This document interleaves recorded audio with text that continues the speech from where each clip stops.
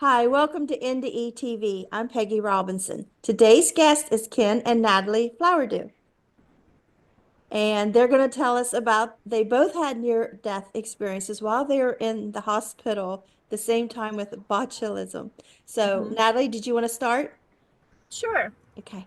So we had botulism in 2020. I was a nurse and I was at home on furlough.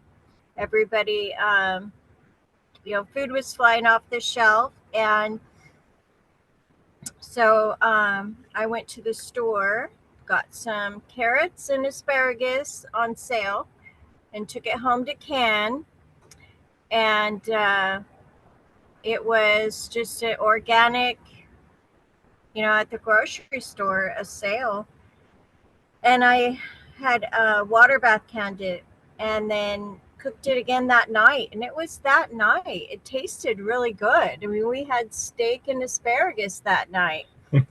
And we were at home, I was, learning the sourdough and all of that just to try and prepare. We didn't know what was going to happen with this pandemic. So just trying to, get food going. And because I had cooked it twice, I really didn't think that we were sick because Ken got sick first. And he went to work and called me. And at that time, they wouldn't let me in the hospital with him because he started getting really sick. He started having the paralysis quite fast. I don't know if he ate more or... I ate a whole jar of it. Yeah. And so I wasn't sure. We're still not sure why it didn't start right away for me. I just think I have a slower metabolism.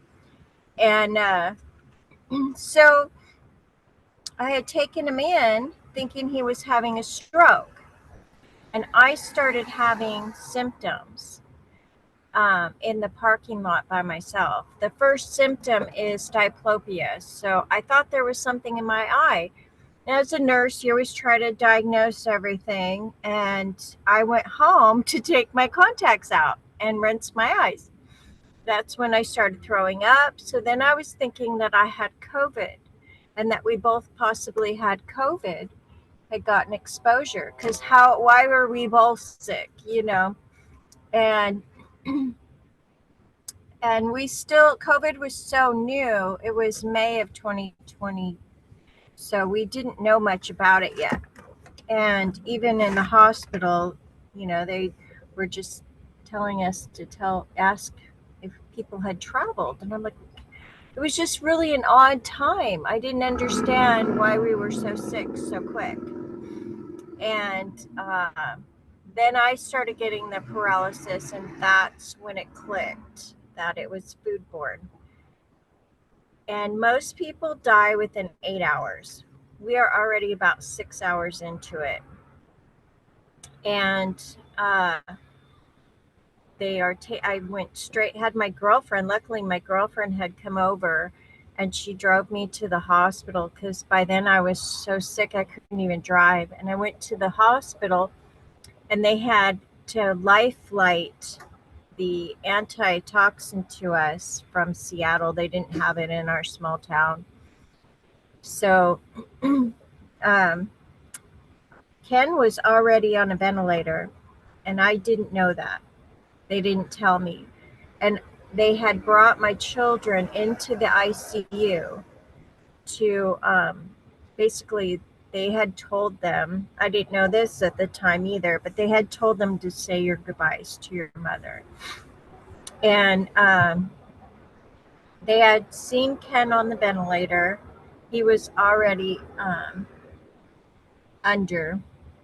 Way under. And I was up there and I was telling my daughter, because she just had such a concerned look on her face. And as a mother, you comfort your child. I'm like, Trisha, don't be scared. I'm strong. And as I said strong, the paralysis really set in and I fell back and I just fell through the bed. Like I fell back and fell through the bed. And at that point, I was standing on a cliff in California. And I was raised in California, and I had never been to this beach, but I looked it up. It was a place I had never been to, but I jumped in the water, which isn't like me. I not a thrill seeker or anything, but I had jumped into the ocean, and there was a plane wreck there. And it was John Denver stuck his head out of the plane. And I don't know if he's my guardian angel or why that happened, but he said, some people crash in the ocean and die, but you're going to wash ashore and be okay, little lady. And a wave came and took me up on the shore, and I could go anywhere. I could like teleport. Later, I had found out some things, and I'll go back to that later, but I went looking for Ken. I had concern, but I had no worry. I had complete peace. I had no pain. I had no feeling of sickness. I had no concern about my children. I did have concern about him being so sick, and I figured I kind of knew I had crossed over. And so I was trying to figure out what was going on. And I went to go find Ken because I figured, because he had had asthma. So I figured if I'm gone, he's gone for sure. So I went to go look for him.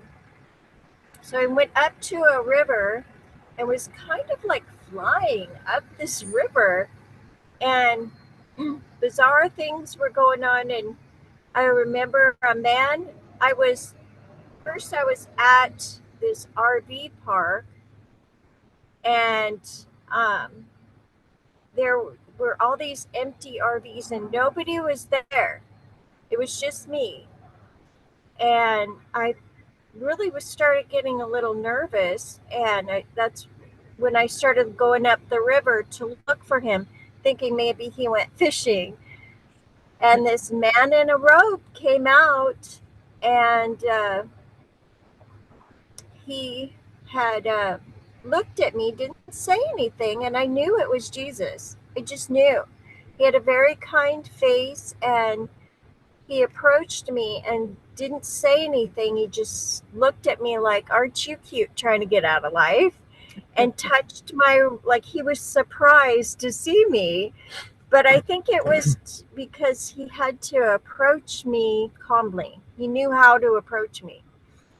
And he touched my hand, and I flew back into my body. And it almost hurt how hard it flew. And that right hand that he had touched was the only part of my body I could move. Even in the hospital, by then I was on a ventilator and I felt sick. And I remember thinking, why did he bring me back? I was at peace. I had no pain. And I was so sick. And I still had quite a fight ahead of me. But that incident really stuck with me, because somehow, I don't know where I went. I almost went into the future too, because after we had gotten better, we ended up living in an RV at that campsite at that river. And we were there for a year, just kind of by ourselves. That's where we had that, our first meeting was in that first year that we were healing. And so, Your first year.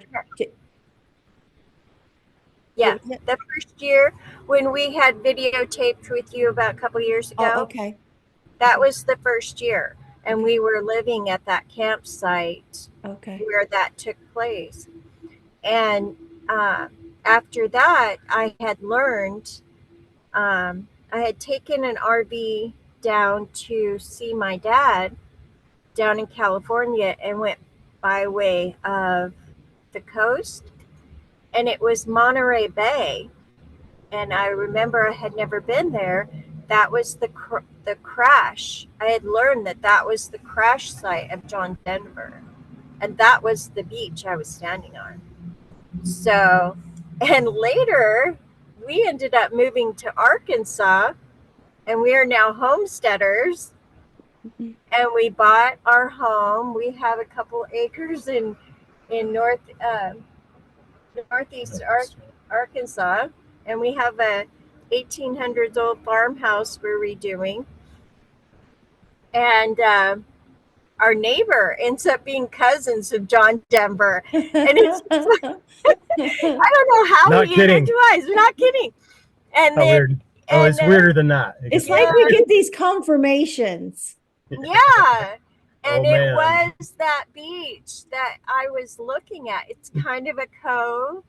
And I don't know. It was just really interesting because John Denver is Annie's song is our song. And when I had come back, I guess, and I was writing, I wrote to the nurses and I asked them to play Annie's song because I wanted him to hear that I was okay. And they did. They played it, but apparently he didn't hear it. And they were singing, and then they started singing American Pie, and it turned into this whole full-on concert in ICU. but it was very helpful, though. God's in control of everything, and I was able to write several things that helped.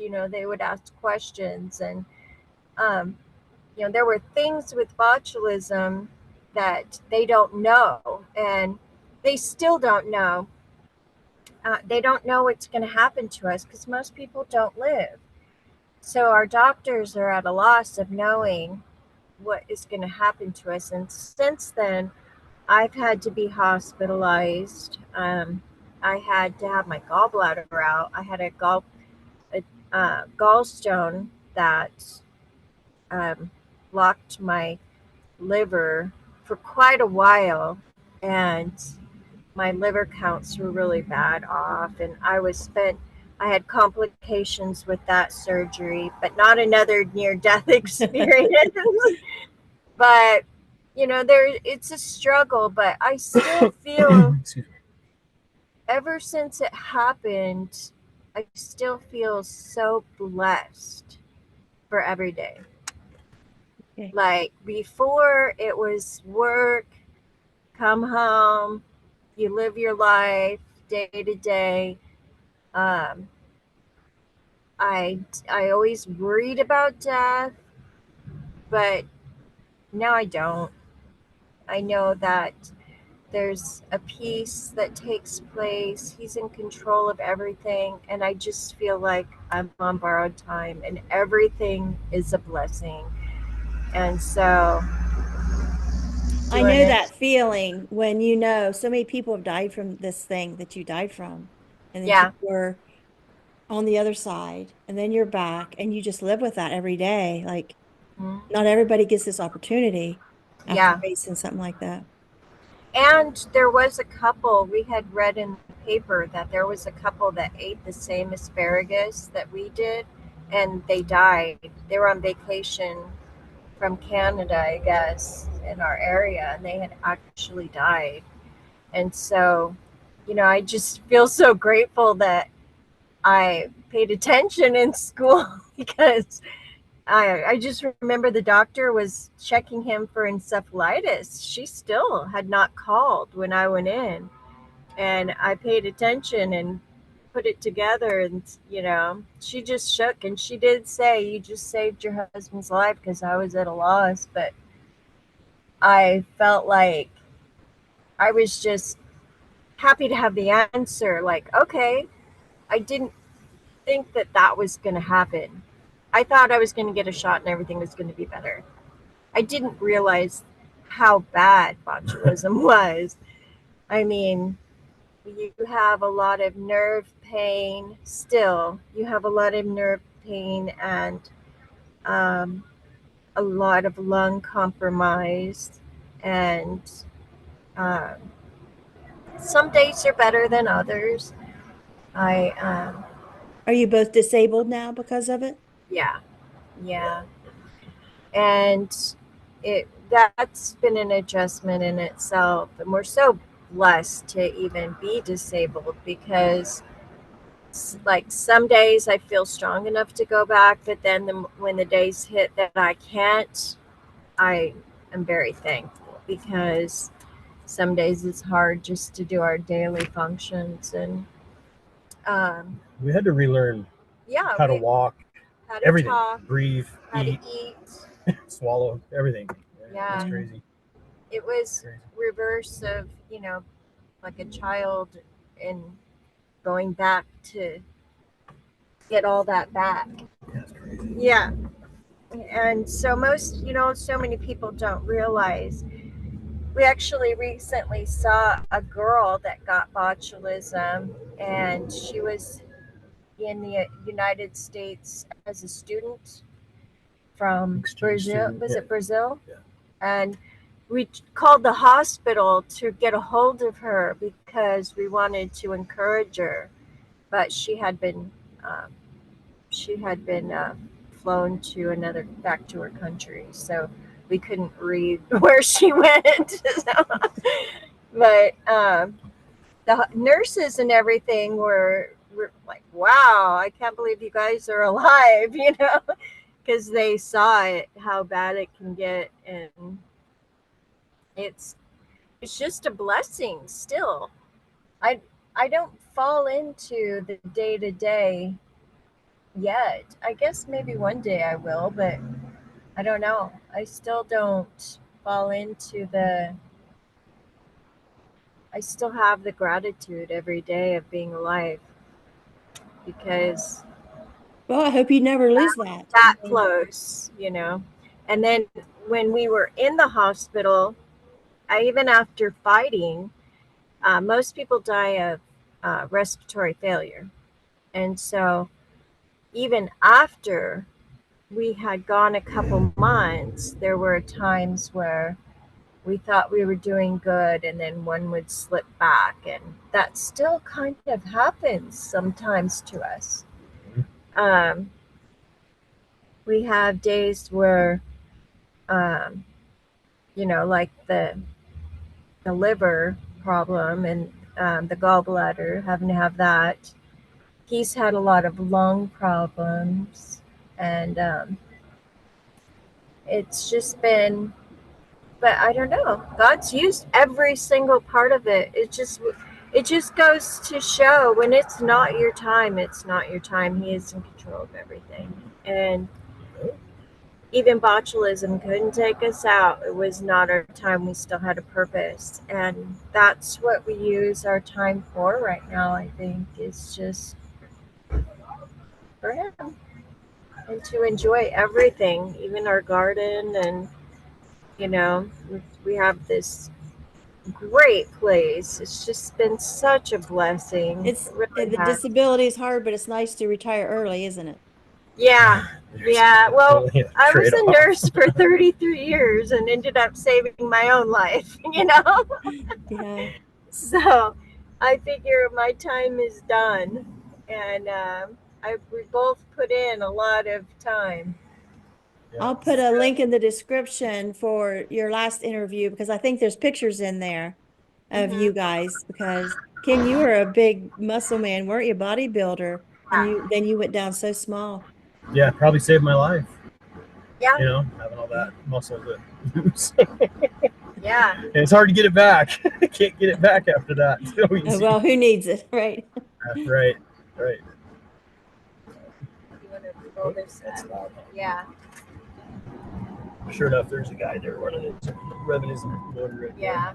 That's why we are in our truck right now because we live so remote. Our internet spotty, so we're using McDonald's Wi-Fi right On the now. last video, we lived remote too in We another did. state. Yeah, Yeah. we kind of like to be remote. I guess that's the way it but- is for us. Yeah, I think Natalie, you were in the car in the last video, and I think Ken, you were sitting outside.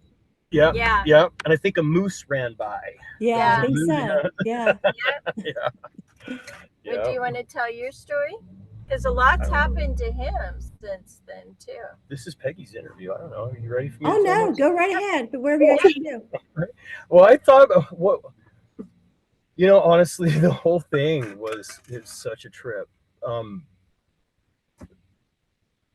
Just real briefly, before any of this happened, it's a whole other story, crazy story. I was a believer. I was a believer in Jesus. I went to church. I did all these things. I was very, very active in the church, and for lots of reasons that happened, I walked away from him, walked away from all of that for many, many years. And this botulism thing that happened was huge in getting my vision back and seeing really what's going on. And he brought me back. But what was really interesting was how he did it. He did little things along the way to let me know that he was there. And I'd find out afterwards. And we mentioned it in the last time, I think, was that I was a plumber. And my boss had called in somebody to share some insurance policies with us. And I didn't have time, so I didn't really look them over. I just randomly picked, said, hey, you sign me up for this, sign me up for this. I got to go. I'll see you guys later. And then botulism happens, like right after that, shortly after that. Like and I had no idea about this policy. In fact, I almost canceled it because I thought I'm never ever going to use that. What was I doing? What was I thinking? So I almost canceled it, and I didn't. And then we get botulism, and then here we are sitting in the hospital. I'm completely paralyzed, and they wheel her into my room, paralyzed. And she was writing with her little healed hand, and the nurses were deciphering, and they read to me, did you know you took out a policy, the one policy that pays for botulism? Wow. Policy. I couldn't even shake my head. No, I just laid there going, no, I didn't know that. No, that's pretty interesting. Yeah, I was trying to tell him. And long story short, that took care of us. It took care of everything we needed way before it ever happened. And then last time we talked, it's a near-death experience story for me, literally, because I didn't really die. I didn't die, but I came so close. It was near death. You know what I mean? But like I explained in the last interview we did, I think I talked about it. I haven't seen it for a while, but I think you did. On day 7 of botulism, I had been laying there suffocating for 7 days. And I mean, literally like breathing. If you can imagine breathing through a coffee straw, a 100-mile coffee straw underwater. It was like that for 7 days. I was just getting enough oxygen to stay alive. And I was so tired and ready to go. By day 7, I was still in this world. I could hear the doctors. I could hear the nurses. You got this sweat sick too. You're just sick. I was completely in the dark, couldn't open my eyes, but I could still hear what was going on. I was consciously aware of my surroundings, and I was laying there listening to them talk, communicate. They didn't know I could hear them. They had no idea that I was even aware of anything. And as I'm laying there with my eyes closed, I'm listening to them, and I'm suffocating, and I can hear the ventilator going off. They didn't actually have me vented yet. They had a, what do they call that when they intubate you? They put a tube down your throat. Yeah. So it was trying to breathe for me, but it couldn't. You still had not had a trach. No, it was not trached yet. You were just intubated through the mouth. And they were trying to get me trached to save my life, and they couldn't. They just couldn't get enough oxygen in me to put me under, to put me through the surgery, all that. So I was dying. And I would listen to I'd hear the thing go off, and no air. It was nothing. And I could hear the respiratory therapist say to the doctor, "You got no air. You got no oxygen on that." And I could hear the doctor going, "Come on, Mr. Flowerdew, come on, come on." He had no idea I could hear him, and I was just laying there going, "I'm so tired. I'm so tired. I'm dying. I'm literally dying right now," and I knew it. And there was nothing I could do. I was the most helpless I've ever been. And laying there in the dark with my eyes closed, all of a sudden I see this. Maybe it wasn't all of a sudden. It just kind of ran. It just started appearing, this like green curtain around me, almost like the aurora borealis, you know. But it wasn't glowing. It was just like a green, thick green curtain. And I realized that I mean, I didn't know if that was just a figment of my imagination. Didn't know what it was. I'm still listening to them. I still have my feet in this world, but I know I'm about to die. And what's beyond that curtain, I have no idea. And I was a little bit scared, but not really. You said that it was like a roller coaster. Yeah, it was kind of like it was pretty intense. I wondered if they could notice my heart rate getting up, because I really knew that what I was about to experience was something I'd never experienced before. And I was a little bit just like on a roller coaster ride going up. It's like, oh man, this is going to be exciting. What's on the other side? I don't know, but here we go. And I'm laying there a little bit intimidated. And this curtain, on the other side of this curtain, this light appears and just started getting closer and bigger and closer to me. But it was on the other side of the curtain. Never came to my side of the curtain, but like walked around or came around and sat to my right, and I could see it out of my peripheral vision. And my eyes are closed. So if this was all in my head, I don't know. And I've gone back and forth over that, except for these things God did in the way to let me know this is me. I'm here. I'm here. Yeah. But I saw all of this, and when the light came at this, the verse out of the Bible, I think it's Psalm 142:1, I think it says, "Be still and know that I am God." I might be wrong on that scripture verse, but I know it's in the Psalms. Be still and know that I'm God. Yeah. And I was like, is this God? He's coming to get me now? This is really happening. And the realization of that was so vivid. And I lay there and I'm still listening. I can still hear the respiratory therapist. I can still hear the doctor. I'm still not getting air. I'm dying. And I'm ready to go. And when the curtain appeared, I started letting go of the people I knew in this world. I prayed for everybody I knew and loved. It's just, they started coming to me, and I'd pray for them and let them go. Pray for them, let them go. And then this all happened, and I was ready. I thought I was ready to go. But something in my heart told me it wasn't time. And whoever this was was putting me at peace, like putting me at rest, like it's going to be okay. I never heard an audible word, never heard an audible anything. But I saw all this, and it seemed very real, and I did go to sleep. And the next thing I knew is I woke up, and it was the next day, and they had saved me. They'd trached me, and I was okay. And then it was a journey from then on. It was pretty much a 6-month Bible study on my to be paralyzed. Just all I wanted was the Word of God. I want to know you. I want to know you better. I'm about to see you. I didn't realize how close I was to that realization. And I want to be ready. So 6 months I laid on and I listened. But I had my phone and you had an iPad. Yeah, my atheist friend brought me an iPad and dropped it off. Figure that out. Isn't that crazy? Yeah. and I got to listen to check this. I never told you this before, because I don't think I realized it the last time we talked. The guy that I listened to for 6 months is a guy that I resonated with years ago. He and I we grew up the same way. We believed the same things. We went to the same church. We did all these things. And I knew him. He was a YouTube guy. And I totally resonated with him. He knew the same stuff I knew. And I really liked his Bible studies and all that. Well, I kind of lost touch with him over the years. And then here I am, botulism. And God said, I got something else I want you to know. And so I get this iPad, and all I wanted was the Word of God. I mean, that's all I wanted, and a pizza. I wanted a pizza really bad.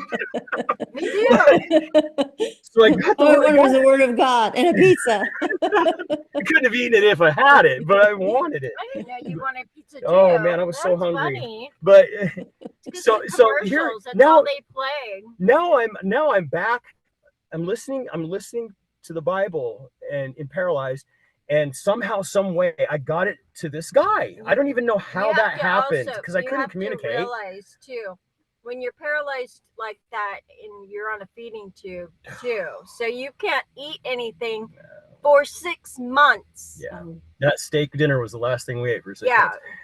months. Well, so where was I? watching. You were listening. Oh yeah, to so I'm Rob.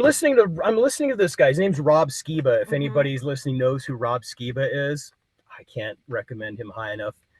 But it's a crazy story. So I'm laying here in a hospital bed on a ventilator, listening to this guy Rob that I listened to years ago, and now he's come to a different level of understanding in the scriptures. And it took me 6 months of listening to podcasts of him and other people going back to the beginning of the Bible, the Torah of the Bible, and studying.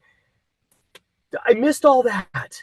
And so for 6 months I listened and I listened and I listened, and then when I get out of the hospital, and it took me to a place that I had to soak everything in for a couple of years. Last time I talked to you, I was still soaking it in. I've come to a different place now because of it. All of this was a process we've been going through. Yeah. And I'm sure we're still going through it, but it's so cool what he did. When I got out of the hospital, I had all of this that I had now learned and I had to come to grips with. And come to find out, Rob Skiba, as soon as I got out of the hospital, he got thrown in the hospital on a ventilator, and he went home. Yeah. He died. He did die. What did he die of? But it was such a personal thing to me to get that. Yeah, it's his. Yeah. If you guys want to turn on the air, you guys are sweating. I feel so bad. Oh yeah, it's okay. Oh, you know what? Here, it might be better now. Yeah, that guy's gone. We're gonna roll down. Yeah. I guess let me sum it up this way. When we talked last time, deep down inside, I almost felt like, my story's not even really that valid. I don't think I died. I know I didn't die. I didn't die. And you were on the edge though. And I didn't know if what I experienced even really happened. I didn't know if it was a figment of my imagination. I wrestled with that. But God confirmed. God confirms things. And listen to this. I came across this not too long ago and it blew me away. I've read through the Bible bunches of times, but I never caught this. Listen to this. Yeah, that was a near-death experience. Let me put on my good glasses so I can actually read it. He was even questioning whether that was a near-death experience, and God confirmed it was. Near-death? Yeah. But I didn't cross over. But no, but that's what a near-death is. Listen to this. This is Psalm 104, verse 1 and 2. Bless the Lord, O my soul. O Lord, my God, thou art very great. Thou art clothed with honor and majesty, who coverest thyself with light as with a garment, and who stretchest out the heavens like a curtain. Confirmation. Cha-ching. Yeah, and when I went to go see him in the hospital, because I had gotten better a month before he did, and so I actually went to the hospital. He was back in ICU during that time. And he went back to the same hospital with his eyes open and everything at that time.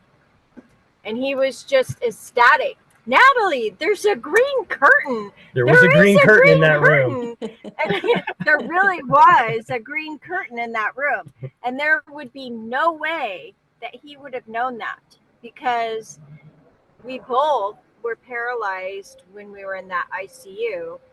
And he wasn't in the ICU with his eyes open at all. So then they had transported us to another hospital that's a long-term recovery hospital. And that's where, it was like 2 months before we could open our eyes even. So, they would open our eyes for us and FaceTime each other just so we could see each other initially. And then I would put on a portable and they would wheel me in. And then I got sick and almost died. I developed pneumonia in that hospital. Then he put on a portable and came in. And then I just got strength out of somewhere. The Lord just strengthened me because I had to get strong enough to take care of him, because he was going to get out of the hospital. I had to set everything up. So it was just really interesting how God had everything we've everything needed in has place. been provided. Yeah. You guys are such a cute couple. Aw. She's cuter than me. And then even one of the physicians that I worked for, I had nowhere to go. 6 months, and everything was 150,000 went to 850,000, and there were no places to rent, even, Peggy. None. Not even a place that somebody could help us get a place to rent. And everybody from California came up during COVID, and there were not enough apartments. And so there were not even rooms for rent. And so I had nothing yet. I didn't even have anything in place as far as any of the money. And I had a friend from church do a GoFundMe. That got me through the first month. I had a physician that took me in to a place in the wilderness. He lived in the woods in Idaho. Him and his wife. Yeah. He had to specify that. Well, I knew his wife. I was at their wedding. Nothing weird. And so I lived with them in their home, because if I had gotten COVID during that time, I would have died. And so, because he's like, Natalie, you just can't go anywhere. You've got to be cared for. So I went there, and then I got us into a place. The Lord had somebody at church came up to me and said, the Lord put it on my heart to open my home to you and your husband. Wow, you had angels placed in front of you. Oh, it was crazy, because that house, even I couldn't even take a step up onto a little step. I couldn't lift my legs. I had to walk with a walker. I couldn't barely do that. And that house had rails. It had handrails, and it had a handicapped bathtub. Wow. And everything. Everything we needed has been provided. Wow. He always provides it. He was like, yeah, he Just had provided every step. Because at that time, I mean, if you fall on the floor, you can't even get up. Yeah, your muscles and your core strength. What else can I do while I'm down here? Because I'm here for a long time to get up. It's really rough. And we've really encouraged each other too. I think that we've gotten obviously so close going through that. It could have went the other way. Yeah. I mean, a lot of people go through. Yeah, you guys seem like soulmates. I mean, like, I can just tell how close you guys are. She's a really good cook. Yeah, I've learned to be a good cook. I've learned to be a good Southern cook now. So I've had nothing but time to learn these things. And I still can't can anything, though. I would need it anyway. Hey, you know what's really funny? Check this out. This is something that Natalie pointed out another one of these things. This is beautiful. So here we are. We did a Hail Mary with this property that we bought. We didn't expect it. It didn't, it wasn't in our sights. This all just kind of happened. This was God's thing. Yeah. And we've been on this ride with him. And here we end up at this house, and we got this house that's pushing 200 years on 200-year-old farm homestead that we're refurbishing. And turns out that nobody's lived in it over 10 years. Yeah. Turns out there's a tree. I don't know what kind of a tree it is out in the front yard, but every leaf is shaped exactly like a heart. A heart. And guess what's underneath that tree? A beautiful old mature asparagus garden. Puts out some of the beautiful spears. I mean, we're talking just in case you didn't get it already. Let me tell you this. Rose bush in my yard or something like that, But it's asparagus. That whole botulism thing, man. Didn't you just love God's sense of humor? Yeah, it is. Yeah, he does. He really does. And he eats it. I don't. I love asparagus. I won't do it. I won't eat it. I can't. I won't do that again, but I will cook it and eat it. I have. He did eat pickled asparagus, Ken, but I didn't can it. So. Well, see, I look at it like this. She's afraid of it. I'm getting even. I mean, tell all your little friends. Yeah, I'm coming for you. Yeah. But yeah, what an awesome thing. What are the odds of that? I'm homesick. Right. Obviously, I figure, just the fact that you know, I it was such a thing to me to like, okay, I'm gonna do this anyways. I'm not gonna let botulism stop me. I'm gonna homestead. Eventually I will pressure can and all of that and get there again. But I will definitely follow the ball book and not YouTube how to pressure can, you know. Well, it probably wasn't your pressure canning because it was just made that night. So it wasn't from canning. If it sat on the Yeah, shelf for a while, yeah. So it yeah, must have been bad from the store. it was because the CDC had gotten involved and they had tracked it to a farm in Kentucky or something, and that other couple had passed away. So I'm sure, but I did water bath can it, and so there's no way of knowing. And it does flourish at a certain temperature. Yeah, but you just got it that day, right? At the I store. did, Cooked it that yeah, night. I mean, Yeah. yeah. And I cooked It's it a mystery. twice, and so it just that's why I didn't register right away that the symptoms were botulism. I assumed because I wasn't sick and he was having paralysis, the first step would be stroke that you would assume. But with the other symptoms, that was when I would put it all together. And then when I got sick, and then, okay, we're both not having this stroke. This is foodborne. So, yeah, I and mean, if you hadn't thought of that, I mean, they yeah, wouldn't known to look and yeah. I mean, I still, it was rough. I had to work through the fact I almost killed my husband, That was hard. That's hard to live with, that you made somebody that sick. yeah. And Imagine what people go through when there's a car wreck, who was driving and yeah, Right. anything, a house fire, yeah, you couldn't get somebody out.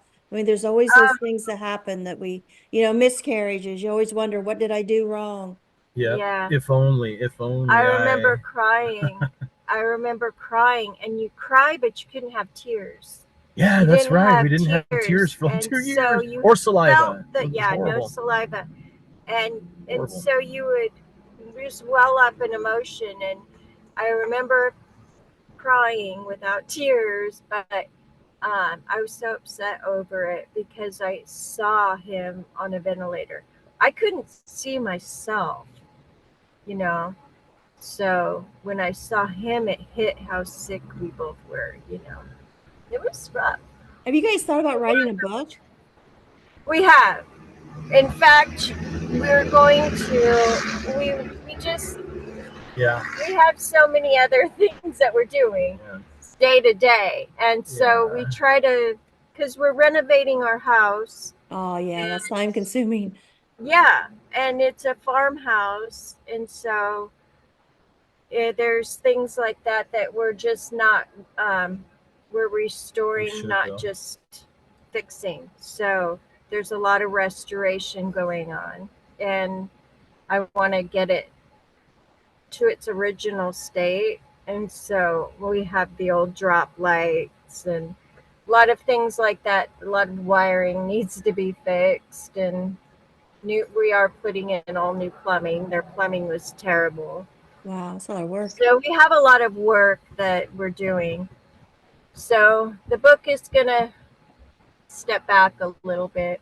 I think things like this is more for us to be able to, because a lot of people want to know um, what happened to you, and when you were sick, and what's happened to you since you've gotten sick, and things like that. Well, even sitting here listening to us talk about this, it's funny to me because now I understand that there's a greater plan. Hmm. We make mistakes, we stub our toes, we get flat tires, whatever inconvenience happens. It's part of our story. It's part of our experience here that Yeah. we're supposed to experience. Every inconvenience, every person. I think every person we meet now. This is where I'm at personally. Is that every person we meet and talk to is really kind of it's a divine appointment. I think we have Yeah. We're limited Even to the in heartbeats this, and breaths that even we to have here, this. and we're that close. Like our children's all the children time. will be watching this. And And it's just, to me, to, you know, yeah, okay, we made this mistake, or I did this or that, and I wished I had, but you know what? Botulism, though it yeah, probably it one has of the left most us so poisonous grateful, you things know? that a person could ever endure, one of the 5 most deadly toxins, I guess, in the world. Yeah. If that's the It's case, it's a and that, bio-neurotoxin. and that didn't take us out. Biological warfare toxin that they are. Wow. The You know, the we result lived through it. the result of going through that, though, I don't know if I shared this before. I had a Yeah. sister that I hadn't spoken to in 20 Yeah. years. We hadn't spoken in 20 years since our dad died. And it took this to break that ice, and she came back, and now we talk all the time. Huge blessing. all That's the time. massive. Yeah. But the Never thought that would biggest happen. one is now we walk in Torah. Well, sorry about That's that. okay. It'll pass. The only one in town For me, the biggest thing is of all, the Torah. it's not, it is, but it's. We walk in Torah now, which means we don't eat pork. But We follow the festivals. But we are so close to God. That's the thing. It's like I wouldn't trade for a second what I went through for what I have now. I he's asked given me him through that it. not There's no too way. long ago. I wouldn't said, would you choose another path? like Nope. if they came up with, No. and it sounds like they're pretty close to be able to jump in time, would you do it and not take it? No. I think it was They all say what don't kill you makes you stronger. So it does. Yeah. In different ways. I said I wouldn't take it. I said I wouldn't take it. I thought it was so bad. Yeah, the biggest thing to me, though, Peggy, is, like I'd mentioned earlier, said no. years ago, I walked away from God, and my faith had crumbled for various reasons that I haven't gotten into. There were huge reasons. I never ever dreamt I would ever overcome them, and that I would ever be able to trust God again. Ever. No way. But through the process He's brought me through, my faith is on a level I can't even describe to you. I never knew was possible. True. Never knew. I walk with Him daily, and not that I deserve it, not that I'm amazed with Him. He's so amazing. And He said, here's the instructions. I want you to do this. Can you do this? I paid the way for you. You don't have to worry about the penalty. None of that. It's all paid for. Will you still obey me? It's like, a lot of it doesn't make sense, but yeah, why wouldn't I? And as I've walked this path, it started with Rob Skiba, the guy that I was listening to. He laid a lot really of listening stuff to these down. guys talking about, reading scripture and just letting it sink in. It's like, I never ever heard it this way. I never heard this. It's for me. I think and Rob Skiba is a huge. He was a huge. God used him because He couldn't use anybody else like He used him in my life. Yeah, He specifically used him. He could have used anybody. Changed our lives. But through this all, I mean, you'd think, man, what a horrible thing to go through. Well, yeah, okay, it really sucked in a lot of ways. I'll be honest. It was hard. And still hard. But the trade-off, man, there ain't no way I'd trade it. No way. I trust Him now. I never thought that would be possible. In my life, my life now with Him is real. I mean, it's alive. He's my faith is alive. that's awesome. I don't know what else to say. I'm filled, and I'm very content. And I couldn't go back. I would change Him. I trusted Him. Even losing all that body, all that muscle. I love You more now. I love you more now. She must really love me because I'm really skinny now. I don't look like I used to. You look better. I think Probably you look do. better. And I know how important health is. Always have known how important health is, and we are so lucky to have any function in our bodies whatsoever. And I'm grateful for that. And we get, honestly, we were just talking about it, how even now, we're able to spend all day together every day. Yep. And it's most couples, a lot of couples couldn't handle it, but we do. We enjoy each other every day. I couldn't imagine you going to work every day. And the life that we have is just such a blessing. I think every day we do things together, and we're together 24/7, and we've gone through this together, and I couldn't imagine even him having to go to work every day. Just, I don't know. Well, maybe because I would be working then too, but I just enjoy it so much, you know. I feel grateful for it, the life that we have. And this has been a dream come true to be able to get a farmhouse and our dogs. Never saw that coming. And you Never wouldn't saw be here if it wasn't for that. It's strange, Yeah. isn't it? And our chickens and turkeys and guineas, and soon to have sheep. It's just been, it's been amazing blessing. And my niece recently moved here, and she's literally like 2 blocks away from me. She bought 5 acres. She's over there with marrying a neighbor of mine, and they've got 5 acres and fell in love, and that wouldn't have taken place. It's true. So I even have family in Arkansas now, which is really bizarre. And There's a Bible verse that comes to mind. Romans 8:28. Everybody knows that one, right? You know, all things work together for good for those who are the called according to God. Those who love God, who are the called according to his purpose. According to his purpose. Yep. Yeah. All things work together for good. Oh. It's so crazy. Yeah. I even think cool. my kids appreciate me more, even though, because when you're around 24/7, they're still in Idaho. When you're around 24/7, you just assume they're always going to be there, and they don't spend as much time. Now, when I'm there, it's quality time, and that's been good even. So I've taken a train to go see them, and you make this time more, purposeful, I guess. Yeah, it makes you think all those times, that I couldn't have had this. If I had died, I wouldn't have this. Right. Yeah. Because, mine was at Exactly. 25. And Yeah. I just, every time I get to spend with my boys, and now, their kids and great grandmothers, like, I shouldn't even be here. That died of because mine is the biggest they ever saw. And, my granddaughter graduated high school a couple weeks ago, and I just kept thinking, All right, I'm so congratulations. blessed to be here to see this. Yes. Yeah, we're definitely everything. Because I remember in the hospital, they had brought a picture of my granddaughter that was just born, and I had 2 grandsons. That was my first granddaughter. I now have 2 granddaughters, but they had named her after me. They named her Kennedy K, and I'm Natalie K. Okay. And they told me that because she had just been born when I got sick. Oh. And so they showed me her picture, and the name was written on the picture.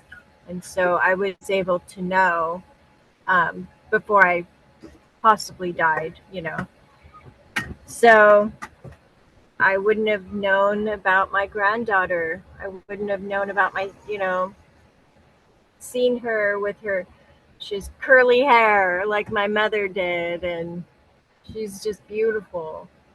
It's just things like that just, are everything though, Peggy. Everything is a blessing.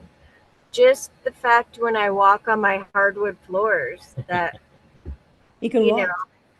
Yeah, I can walk on my hardwood floors. And you guys still have each other. It's not one going on without the other. Both, loss of both of you, or so many scenarios that. Yeah, it could have. Yeah, and there's been times still, like he was hospitalized a couple months ago. I'm still having serious problems with my lungs and stuff. He was in the hospital with where he couldn't breathe again, and I had to take him in. He spent about a week in the hospital. Actually, just, what was it, 2 weeks ago, you and Steve saved my life again. Yeah, he went back Literally. into the hospital. Didn't want to get into that, but He's yeah, it's still, he's I had only asthma before botulism, functioning, and then though. after that, it got lots worse. He's Oh, only And so functioning now, off of 50% yeah, I of got his like lungs. 50% lung capacity Yeah. now. now I you just had do? it tested, and, Yeah. and I have super bad allergies and all that. So anything So to set we're it off, always and doing things to improve that. that's rough. But he went to see the pulmonologist. We're getting him a machine, and we're working on it. But I mean, it's all good. We're you know, we Yeah. got to die some, and I'm ready. You know, whenever that is. And that's the thing that, for me, that's priceless. Yeah. I don't really relish the idea. You know, I don't want to push it. I don't want it to hurry up and get here. But Yeah. when it happens, I'm ready. I'm okay too. And I'm gonna It's go just- home, and I know that. And that's just, there's nothing like that. And You that know, was I And know. I didn't have to that. not, I to didn't live have without having fear of death. is Yeah. great. It's like I have no So fear cool. of death. I have no fear of it. Yeah. So And it changes everything. yeah, even when I went into the hospital, and I was in a lot of pain. I mean, a lot of pain, but I just wasn't afraid. I was just, okay, here's the next fight. You know, here we go, next fight. Got to fight back. Yeah. You know, it's just You got to overcome. battle. The Bible It's talks about overcoming. overcomers. Yeah. You got to be an overcomer. Yeah, everything that comes at you, you got to overcome it. Yeah, but Until but the a end. lot of people don't experience what we did, and a lot of people don't experience near-death experiences either. But when you do, you have this bond, because not many people go that close and come back to be able to say, these are things that I've learned, you know. And you guys did it as a couple. Yeah.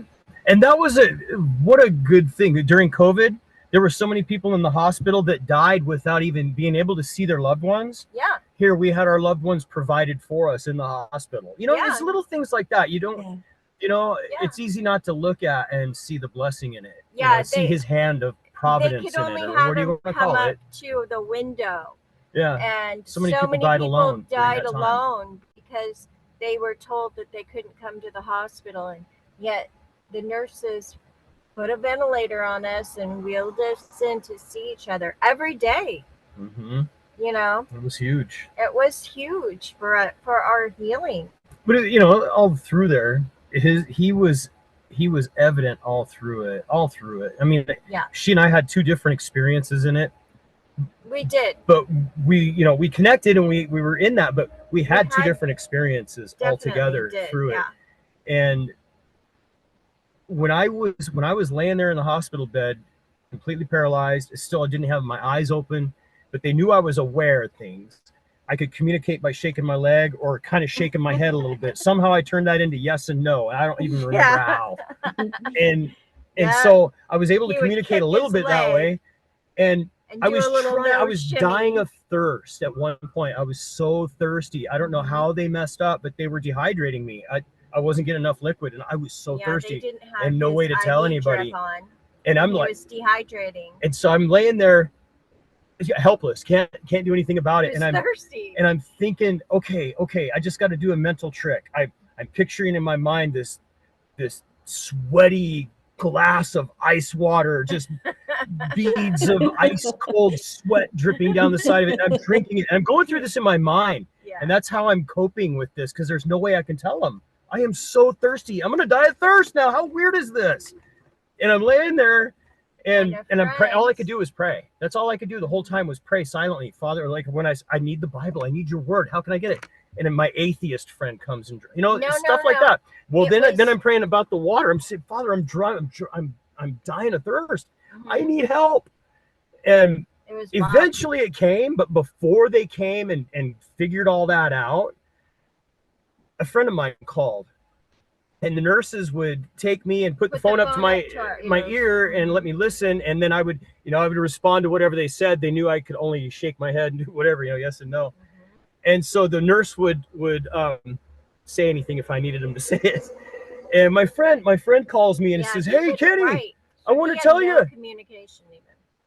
I want to tell you, my wife and I were having a Bible study this morning, and I don't know why, but I want to read this to you. And he opens up, he says it was in Isaiah chapter 12. And I had to read it.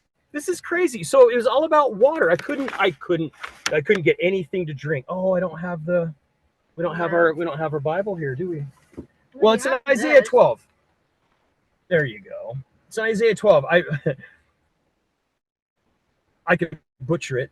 It says, he says, though I was angry at you, I'm not angry anymore. And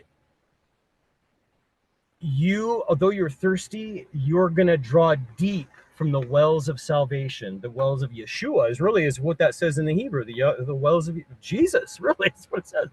But it was all about water and him being the living water. And so my friend calls me and reads this whole passage, and I'm listening to this, and it's like all about water. I'm so thirsty, you don't even know. And I'm praying about it. And he calls me again the next day, like he didn't even remember that he called me the day before, until he's never done that before. Calls me up like it was like 51st dates. It was, hey Kenny, or Groundhog Day. Hey Kenny, we were having a Bible study. I got to tell you this Bible verse. I couldn't say it. Hey, you already told me this. He goes, it's in Isaiah 12, and he reads it again and goes down through it. And it's like, okay, I get it. I'm laying there, panicking that I can't get water. I'm dying of thirst. And it's like, I'm here. God was telling me, I'm here. I am the water. Trust me. I got this. And I'm okay. I get it. And I just yielded to him. It's like I took the Nestea plunge into him again, trusted him completely. And they got it squared away. They got me all squared away. I got my water. They put a bag of water on me. There it is. I will praise you, Lord, although you were angry with me. Your anger has turned away, and you have comforted me. Surely God is my salvation. I will trust and not be afraid. The Lord himself is my strength and my defense. He has come to my salvation. With joy he will draw water from the wells of salvation. Beautiful. And he is thirsty. I was so thirsty. I need water. Yeah, and he came and went. But he was But he telling didn't have all that anger. I'm your water. Yeah. I'm your water right Trust now. me. It's I'm gonna be everything. okay. I'm everything for you. He Everything. comes in every direction. Even so when cool. I had my surgery recently, I was laying in bed and I was getting pneumonia. And I could not get up to save my life. I just couldn't. And I forced myself up, even though it was so painful. And I walked around. There's this loop that you make in the hospital that you're supposed to walk. And I just was in so much pain. And I made it halfway through the walk. And there was somebody had left a card with a scripture on it. And it said, basically, I will take all your pain away. I will take all your pain away. And, he likes to leave little clues of himself. He's so subtle. There, even in that, It's pretty cool. Yeah. It's good that we have eyes to see those clues after Amen. NDE. Yeah. Yeah. Yeah. He definitely opened my eyes to it. Mm-hmm. You want to hear another one? Sure. Okay. So when we bought this property here, way before we bought the property, I've always had these numbers that appear, how people see numbers all the time that they, kind of associate that these are my numbers. God's telling me something. Well, 911 and 119 are my numbers. Okay. And I catch it all the time, constantly, all the time. And so we bought this property, and I said, what do you think about going to Arkansas? I'd never thought about it. Well, so we ended up doing it. And I called a friend of mine when, before we left, I called a friend of mine. I said, hey buddy, we bought some property in Arkansas. He goes, I thought you did a long time ago. He goes, why? Yeah. He goes, because I had just gotten a phone app on my phone with a phone number. My phone, because we were out in that remote place. So in order to make phone calls, I had to do this. They just gave me a number randomly. And it was an Arkansas number. I didn't ask for it. It was just a random picked thing. And so I had been calling him for weeks with this number from Arkansas. And then we get all the way to Arkansas, and I'm skipping a bunch of stuff. We get all the way, and it was an the adventure. area code. We get to Arkansas. We pull into Raventon Springs, where we're at, and the population 119. Boom. So it's just over and over and over again. He does these little things. Yeah, and we bought sight unseen too. We came down, and I can't believe, like, this is the area that we purchased that people like crave to be able to afford. And here we just walked onto this property, and it's beautiful. It's quiet. I can't believe what God can do, you know. It's amazing. And we love our property. Most people here have, it's real hilly in the northeast here. And so even though it's uncommon to have flat land unless you're in the flatlands. But in the area that we're in, it's uncommon. Most houses are on a hill or something like that. There's a lot of property and then a farm. So it's, you know, real remote. But ours is the only one that's level. And it's just beautiful. Well, I'm really happy for you guys. It has everything that we wanted, you know. And our neighbors are learning about the Lord, and we do our Bible study. Yeah, so are we. We're definitely learning. We are still learning too. For sure. It definitely will be forever. Definitely is a recovery, but it's been a long. You guys enjoy it. You've certainly earned it. Yeah. Fighting to come back like that. And yeah. It's been rough though. I mean, there has been adjustments. I mean, when you've been a nurse and you're up and you're going and you're caring for somebody else, and then all of a sudden you're the patient, you're going to be the patient, you know, and you can't just get up and go to work anymore. And you've got to really budget and trust God in all of it. There's just so many things that we have had to overcome too, you know, not just the physical part of it, but not being able to be as independent, not being able to, you know, do some of the things that we've done before. I can't bench press 500 pounds anymore. No, he didn't. I can't either. Yeah, see, Don, I guess I'm in good company, huh? Yeah. But I knew you when you could. Yeah. I could testify that you could. There was a time we've always been quite extreme anyways. And we went and camped and did winter hiking. So that's no joke either. It's serious. You know, you can die of hypothermia. And I almost did. I didn't let her die. No, he didn't let me die. So we had everything prepared except for when on the trip back, the hiking, I didn't remember that I had wet my hair. I had gone in the hot springs. And so hypothermia was setting in on the way home. Wow. And we were up high elevation hiking back, and it was a 5 mile hike in the woods. Yeah. 5 miles is serious. Yeah. It's deep. Steep hills. Deep hills. I'm ready to leave my backpack. I'm not feeling well. I'm like, I'm not carrying this backpack. He's getting upset because you're not leaving that backpack. That was a good backpack. Got a lot of good gear in it. We're not leaving. You're not leaving it. So he takes my backpack, puts it on with his on one shoulder, takes me on the other shoulder, and carries us wow out in that. Gone are those days. Yeah. Now you're on your own. Next time she'll have to leave the backpack. I'm not going winter hiking anymore. They don't even have winter here anymore. No, now we shovel sunshine. Yeah. That's great. Well, it's been good, you guys. I really enjoyed it. I love your sense of humor. And I know you guys are sweating and know you're hot. So was there anything you wanted to say, or is there anything you forgot or want to leave us with? No, just that if anyone that knows the girl that had botulism, if she wants to get a hold of us, we're in Ravenden Springs, and she can email us at If anybody has any questions about botulism, they Yeah. can get a hold of us. yeah at kennethflowerdew.com No, or no at kennethflowerdew@gmail.com. there you go. Okay, I'll put it in the description. I'll put your Yeah. email in there.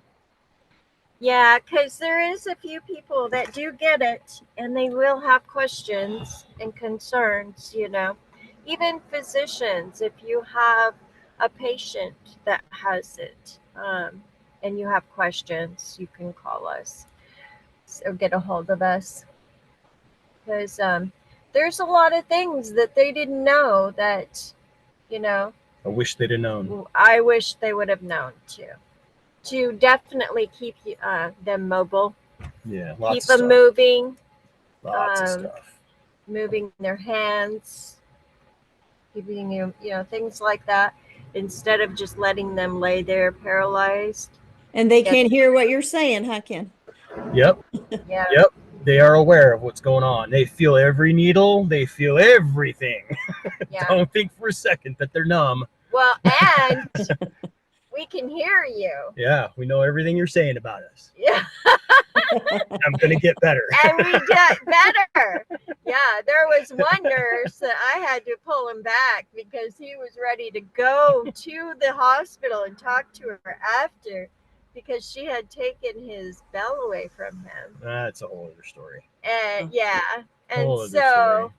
I never that- got mad at a nurse before, but that one took the cake. yeah, That was plain English. they get That's all right. better. That's all right. They do not Pray for always die. I guess if I want to leave something with anybody, the only thing that's of any value to me is that God is real. He's alive. Mm-hmm. And